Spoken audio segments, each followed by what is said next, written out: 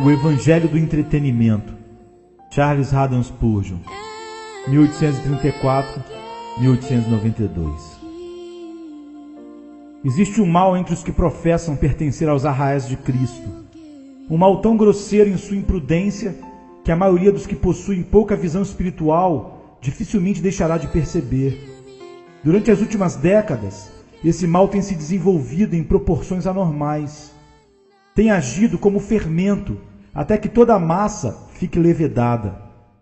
O diabo raramente criou algo mais perspicaz do que sugerir à igreja que a sua missão consiste em prover entretenimento para as pessoas, tendo em vista ganhá-las para Cristo. A igreja abandonou a pregação ousada, com a dos puritanos. Em seguida, ela gradualmente amenizou seu testemunho. Depois, passou a aceitar e justificar as frivolidades que estavam em voga no mundo. E no passo seguinte, começou a tolerá-las em suas fronteiras. Agora, a igreja as adotou sob o pretexto de ganhar as multidões.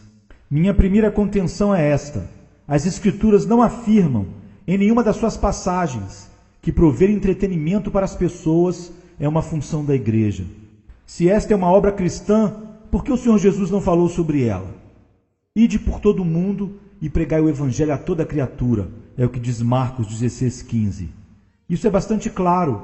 Se ele tivesse acrescentado e oferecer entretenimento para aqueles que não gostam do Evangelho, assim teria acontecido. No entanto, tais palavras não se encontram na Bíblia. Sequer ocorreram à mente do Senhor Jesus. E mais, ele mesmo concedeu uns para apóstolos, outros para profetas, outros para evangelistas e outros para pastores e mestres, como está em Efésios 4:11, onde aparecem, nesse versículo, os que providenciariam o entretenimento. O Espírito Santo silenciou a respeito deles. Os profetas foram perseguidos porque divertiam as pessoas ou porque recusavam-se a fazê-lo. Os concertos de música não têm um rol de mártires. Novamente, prover entretenimento está em direto antagonismo ao ensino e à vida de Cristo e a de seus apóstolos. Qual era a atitude da igreja em relação ao mundo? Vós sois o sal, não o docinho. Serão o sal, algo que o mundo desprezará. Pungente e curta foi a afirmação do nosso Senhor: deixa aos mortos o sepultar os seus próprios mortos. Lucas 9,60. Ele estava falando com terrível seriedade. Se Cristo houvesse introduzido mais elementos brilhantes e agradáveis em seu ministério, teria sido mais popular em seus resultados, porque seus ensinos eram perscrutadores. Não o vejo dizendo: Pedro, vá atrás do povo e diga-lhes que teremos um culto diferente amanhã, algo atraente e breve, com pouca pregação, teremos uma noite agradável para as pessoas. Diga-lhes que com certeza realizaremos esse tipo de culto. Vá logo, Pedro, temos de ganhar as pessoas de alguma maneira. Jesus teve compaixão dos pecadores, lamentou e chorou por eles, mas nunca procurou diverti-los. Em vão pesquisaremos as cartas do Novo Testamento a fim de encontrar qualquer indício de um evangelho de entretenimento. A mensagem das cartas é: retirai-vos, separai-vos e purificai-vos. Qualquer coisa que tinha a aparência de brincadeira, evidentemente, foi deixado de fora das cartas.